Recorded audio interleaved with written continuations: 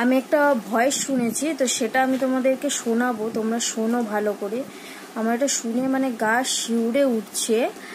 আর তোমরা একটু শোনো, হয়তো বা কেউ শুনেছো বা হয়তো বা কেউ শোনোনি, তাই জন্য আমি এটা শোনাচ্ছি তোমাদেরকে। সোমা বলছি, সোমা মুখার্জি। এত কষ্ট হচ্ছে ভিতরে যে হসপিটালে বসে থাকতে পারছি না। আমাদের সব ডাক্তাররা সবাই খুব ডিস্টার্বড। আজকে তো ওপিডি বন্ধ রাখা হয়েছে। তোরা জানিস সমস্ত ঘটনা শুনলাম, যা যা মানে সত্যিকারের ঘটনা, যেটা আর্জিকরের ভিতরের যে ডাক্তার তারা তাদের বন্ধু বান্ধব মারফত এটা ছড়িয়ে মানে এসছে আমাদের কাছে। অ্যাকচুয়ালি যেটা ঘটেছে সেটা হচ্ছে, আমি শুনে তো মানে বিশ্বাস করতেও নিজেকে কেমন লাগছে রে। প্রত্যেকটা আমাদের ওয়েস্ট বেঙ্গলের প্রত্যেকটা মেডিকেল কলেজে, বিশেষ করে কলকাতার সরকারি মেডিকেল কলেজগুলোর প্রিন্সিপালরা, ডিপার্টমেন্টাল হেডরা, প্রিন্সিপালরা বিশেষ করে, তারা পাশ করানোর জন্য স্টুডেন্টদের কাছে রীতিমতো টাকা নেয়। যেসব স্টুডেন্টরা, ইন্টার্নরা, পিজিটিরা যারা ভালো করে ক্লাস করে না বা থিসিস তারা জমা দেবে, পিজিতে তো থিসিস জমা দিতে হয়, তো যারা MBBS final year final pass করবে না সাপ্লি পাইয়ে দেবে, ইন্টার্নের কমপ্লিশন দেবে না, ইন্টার্ন হওয়ার পর কমপ্লিশন না দিলে তারা রেজিস্ট্রেশন নাম্বার পাবে না, এই সমস্ত ভয় দেখিয়ে টাকা পয়সা নেয়। সমস্ত জায়গাতেই এটা আছে।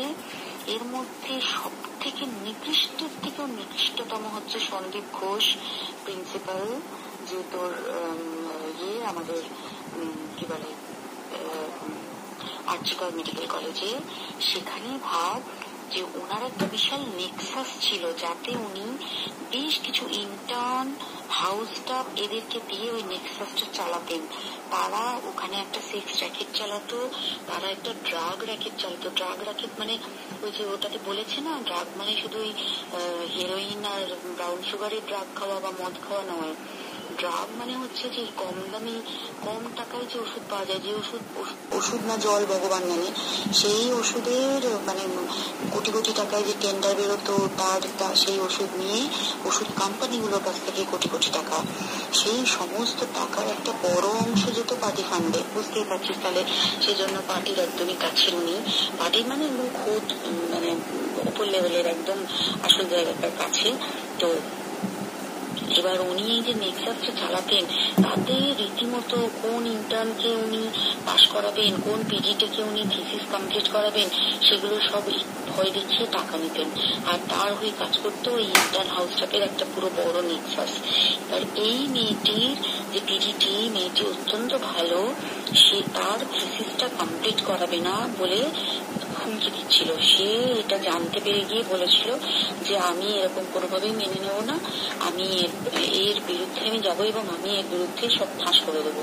তখন তাকে রীতিমতো ধমক দেওয়া হচ্ছিল। এটা চলছিল লাস্ট 6 মান্থ ধরে, 6 মাস ধরে তাকে হুমকি দেওয়া, তার প্রতি মানে বেশি বেশি প্রথমের দিকে কি করছিল, অত্যাচার করছিল। মানে কিরকম, বেশি বেশি করে নাইট ডিউটি দিচ্ছে, অ্যাটেস্টেড 36 আওয়ার্স ডিউটি, বেশি বেশি করে নাইট, বেশি বেশি করে খাটানো। এবং এগুলো সব জানে ডিপার্টমেন্টাল হেড, চেস্টের যে ডিপার্টমেন্টাল হেড সেও জানে, সিনিয়র পিজিটিরা সবাই জানে। প্রিন্সিপালের নির্দেশেই হচ্ছে। মাস ধরে এটা করেছে, করার পরেও যখন ওকে আটকাতে পারেনি, তখন কি করেছে, ওই দিনকে ওরা ঠিক করেছে, যে দিনটাতে এই ঘটনাটা ঘটেছে সেদিন কতখানি প্ল্যান্ড এবং গোটা কেন্দ্র। সেই দিন ওই ঘরে, ওই সেমিনার রুমে প্রত্যেক দিনই 4 তলার আরো অনেকেই যারা সিনিয়র পিজিটি বা জুনিয়র পিজিটি তারা কিন্তু বিশ্রাম নিতে যেত, অনেকেই ওই ঘরে যেত। সেদিনকে ও একা, ওকে বলেছে তুমি ঘুমিয়ে পড়ো, ওকে একা রেখে এসেছে, বাকিরা কাউকে যেতে দেয়নি। বলেছে ওই ঘরে আজকে ঘটনা ঘটছে, কাজ হচ্ছে, ওই ঘরে কেউ যাবে না।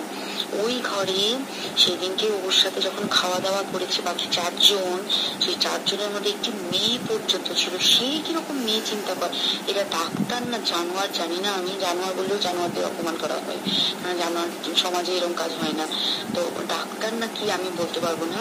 সেই ইন্টার্ন মেয়েটি আরেকটি ইন্টার্নের গার্লফ্রেন্ড, তো তার সাথে ওই পিজিটি মেয়েটির প্রচুর ঝগড়া হয়েছে।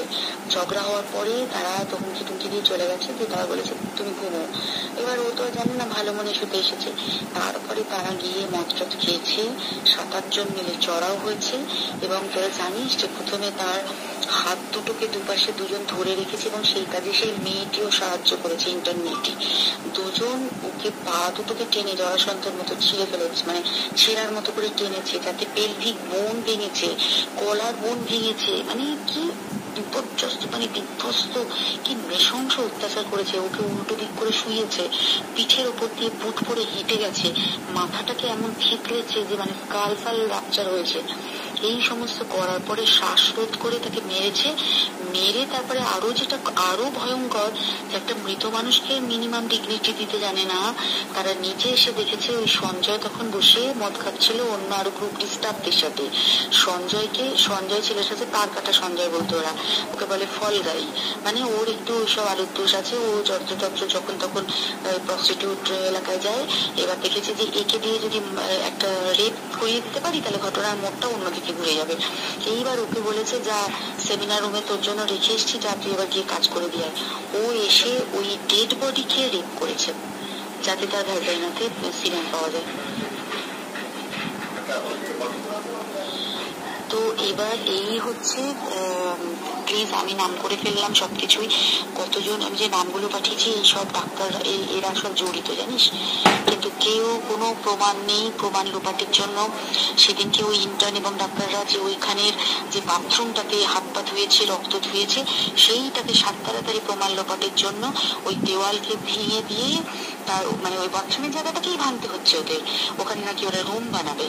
আগে দেখেছিস তোরা খবরে। আর বেশি বলতে পারছি না, মানে তোরা তো সবাই প্রোটেস্ট করিস, আমরা তো আমাদের দিক দিয়ে করছি, কিন্তু কিছুই হবে না। পোড়া দেশে কিছুই হবার নেই, শুধু ভিতরে ভিতরে গুমড়ে কষ্ট পাওয়া। আর আগামী প্রজন্মের যে ডাক্তাররা বেরোবে, তারা যে ইন্টার্ন বা পিজিটি বা যাদের কাছে আমরা যাব ভবিষ্যতে, তারা কি ডাক্তার নাকি আমি জানি না, কি নিয়ে তাদের কাছে আমরা যাব আর কি করে বা আমাদের পরের প্রজন্মকে আমরা সুরক্ষিত রাখবো। মুখ থেকে আর কোনো কথা আসছে না, কিছু বলার নেই, কিচ্ছু বলার নেই। আমি কি বলবো আমি নিজেই কিছু বুঝতে পারছি না।